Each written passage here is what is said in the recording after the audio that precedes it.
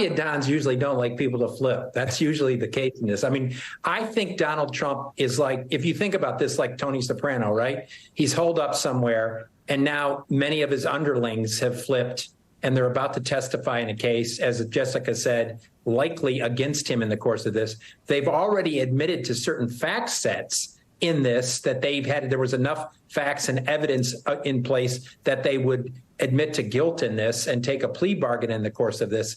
And so my guess is when he's got former people that were lawyers rolling up on Fani Willis's side in this, he is a nervous person. And it's this classic case, in my view, classic case of when you do these massive conspiracy cases, and if you start getting the underlings and the underbosses to roll up, it's only pointing in one direction, and that's at Donald Trump.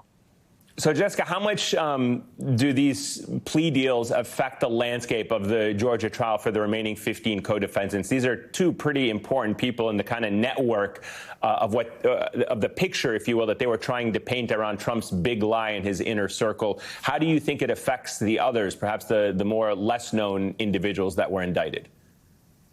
I think deeply, as Matt said, that this is one of those cases where, look, everything about this case is not typical in the sense that we're talking about a former president of the United States. But we have seen cases that involve RICO charges, for instance. And what you do see is what we're seeing here, which is the guilty pleas start, and then the dam kind of breaks. And you see more people who feel that they're under more pressure, and they're looking to the prosecution and they're saying, what's my deal? So you asked about lesser known people, but I can't stop thinking about people like Rudy Giuliani or Mark Meadows.